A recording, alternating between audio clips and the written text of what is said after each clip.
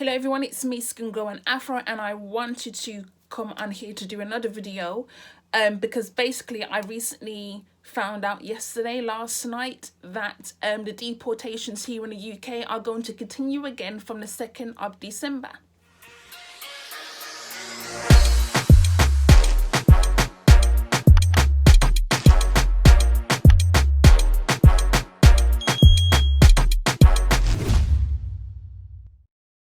So basically, Priti Patel and the Home Office have decided that they're going to get a lot more Jamaicans up out this country.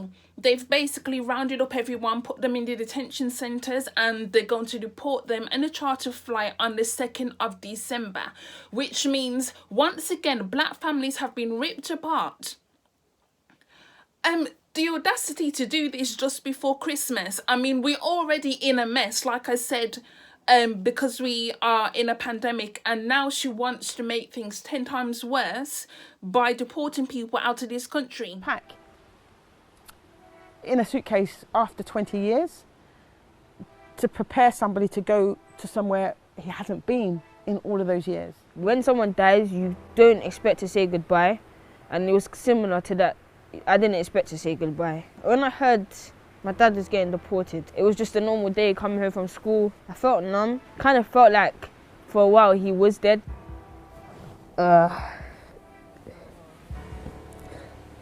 Give me a second.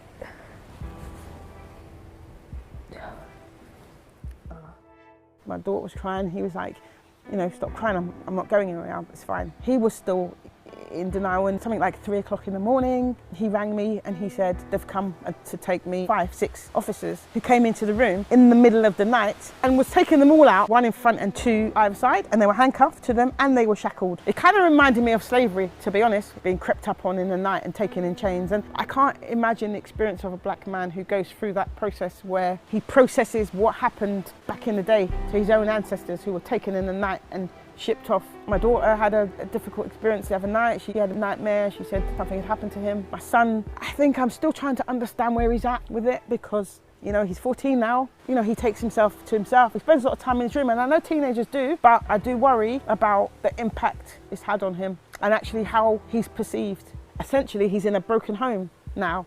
You know, he's with a one-parent family. This week, my son had his first experience of being stopped and searched. I see that, unfortunately, likely to be the first steps of his journey. It was almost like a rites of passage. He said to me, I thought they were going to put handcuffs on me. And he said to me, I asked if I could call you, and they said no. For me, when I kind of looked into his eyes and I saw that sadness at moments like that, in particular, if he were to come home and speak to his dad about it, his dad would have been able to say to him, these are the things that you might feel, son. You know, that's just one example of very many that I feel essentially we're going to be shortchanged on. Now, as you know, I have done multiple videos on the Windrush situation because I want to keep the conversation going. I don't want it to be a case of where we no longer talk about the situation, because it's still continuing. I actually did not know that it was continuing still. I mean, I know that this situation had not been effectively resolved, if not been resolved at all. However, I did not realise that they had plans to deport even more people out of the country. So basically, a week on Tuesday, they're going to start the deportations once again. It is so inhumane to keep doing this. Yeah, you invited people here during the Windrush era. They came here, they had their lives, they had their children here. You know, they came from Jamaica, Barbados, etc. Countries in the Caribbean to come to this country to work for you, and then once you no longer want to deal with them, you're basically kicking them out. And it's disgusting. It's really disgusting. It's inhumane. It's brutal. It goes against basically the human rights laws that they seem to keep forgetting about. There is human rights laws, and they keep breaking them by deportating people out this country. And some people that have deported out of this country, they don't have anywhere to go because they've not either not been back to Jamaica for years on top of years, or they've never visited the island whatsoever. It's just their parents were born there or their grandparents were born there. So where exactly are you sending them back to? Who are they going to stay? Who are they going to stay with? Do you actually know? Do they even still have family who lives there or family who are still alive? But yet you want to keep deporting them out of this country. It does not make any sense. It's evil. It's vile. How can Priti Patel do this thing? Her parents are also immigrants. Like, your parents are also immigrants. Just because you are married to a white person, it does not mean that all of a sudden you forget who you are. Like, this is why when people say, oh, we are BME, I don't agree with that term. Because black, Asian, ethnic minorities, but look what another ethnic minority is doing to black people in this country.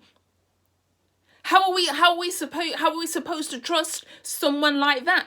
We keep all getting lumbered all together as one, and it doesn't even make any sense to me. It's horrifying that this is still continuing. Horrifying. They keep showing us continuously that black lives do not matter. Our lives do not matter. It's like they can just deport us out the country, knowing full well that we have built lives here. We are working in this country. We don't know any other way of living apart from what we have here. And another thing is they have the Windrush compensation scheme. However, only 1.6 million has been paid out to 197 people. Yet there was thousands of people who were affected by the Windrush scandal. There were thousands of people. They still have not been paid. They still have not received any compensation. These people lost their jobs. They were unable to work because they were not seen. You cannot work in this country if you are not a citizen. So they lost their jobs despite having working for over 20, 30, 40 years. They were not able to access healthcare. They can't claim benefits if you're not a citizen here either. So basically, some of them were homeless because they can't even claim benefits so that they can keep a roof over their heads. And then the other ones that were unfortunate enough to have been deported out of this country, some of them were deported out the country and were also homeless in these Caribbean countries. Because I remember a case I was reading a couple of years ago when the Windrush scandal first broke, and there was a black guy, I've forgotten his name. He was deported to the Caribbean, deported back to his place of birth, Jamaica, and he was actually homeless. He had nowhere to go. He was homeless.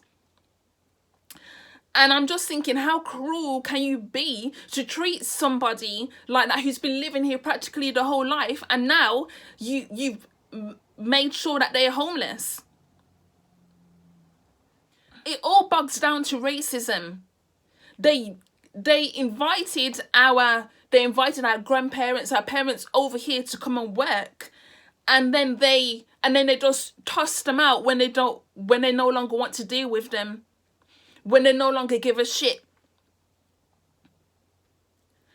And it's so vile because when you look back at the history of the UK and Britain, when you look back at the history, black people have contributed so much to this country. Culture, our food, arts. We've contributed to race laws. All the things that we have done so that we could feel comfortable in this country, and then they just go and erase it all. It's really bothersome to see that this is continuing to happen in 2020 and nothing is being done about it. One minute they are apologizing. They are apologizing for the Windrush scandal and saying, oh yes, everybody is going to get paid this compensation. And then the next minute, they're saying, you know what, we're going to deport a lot more people back to Jamaica, a lot more people back to Barbados, whatever. And how can this keep on happening over and over again?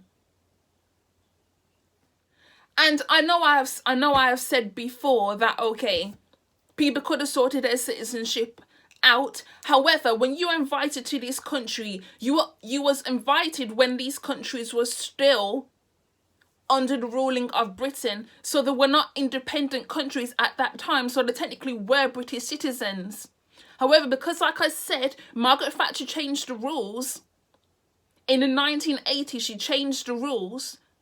This is why a lot of people have become messed up. I know everybody's watching that show on Netflix, The Crown, and all of that kind of stuff. But at the same time, you have to think Margaret Thatcher is a demon.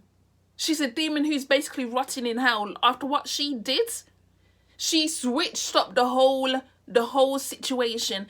And that's where it started, from Margaret Thatcher, and then Theresa May, Priti Patel, all of them. And this is exactly why when Theresa May was no longer Prime Minister and people were saying that they felt sorry for her, I didn't feel sorry for her at all. Because I remember when she was the head secretary of the Home Office, she was the one who was responsible for all of this bullshit. Never forget that the people who came over in the Windrush ship, their boarding passes, whatever, their evidence of their citizenship was destroyed. It was destroyed, or apparently they lost it. The Home Office apparently lost their shit. So now they're sending them letters telling them that, oh, you can no longer work, you can no longer do this because oh, it's a question at your citizenship. Or when they try to go on holiday, they get flagged up and say, oh no, you're not a citizenship. We can't accept this passport. It's ridiculous and it's inhumane, and it's always black people who bear the brunt of these actions, of these racist actions that keep happening constantly. It's always black people. And I need people to actually actively wake up and realise what is going on. We are not safe in this country.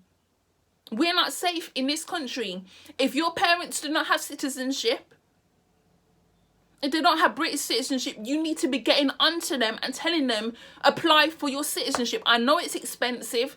I'm fully aware it's ridiculously expensive. When my parents did their citizenship, it was not that expensive. And I do feel like they raised the price of